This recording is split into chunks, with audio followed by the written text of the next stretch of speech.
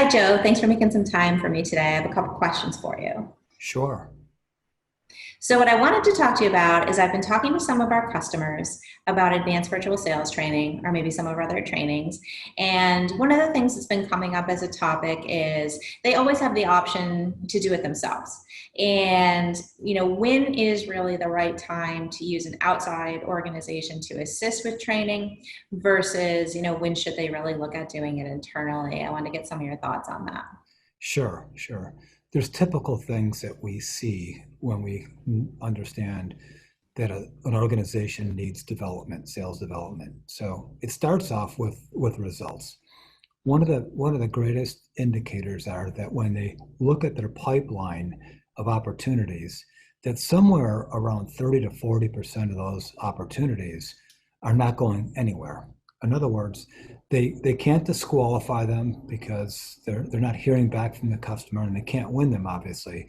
So there's a stagnant group of opportunities that the sales team can't seem to get disposition on, win or loss. That's one indicator of a skill or process deficiency. Another one is just low closing rates, right? The idea of a long sales cycle and low closing rates. There's a belief system that win early, great.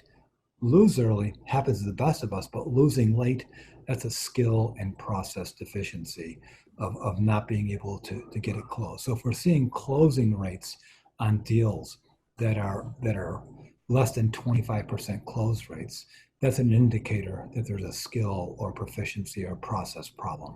Those are two quick ones that I see. There's a few others, but let's start off with those two. What are your thoughts?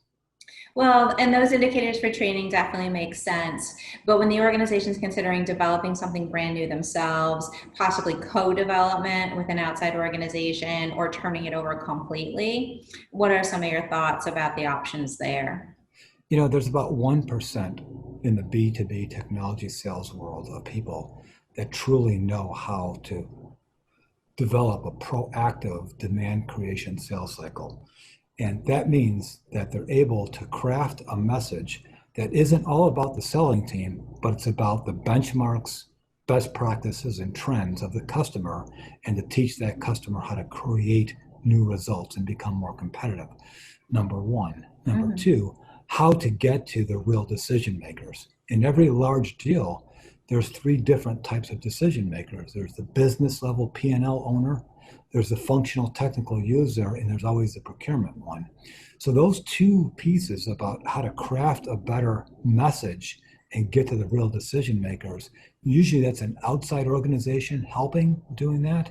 And because there's so few people that truly know how to drive consultative selling. Those are a few more. Right, right. Okay. No, that makes Yeah. good sense.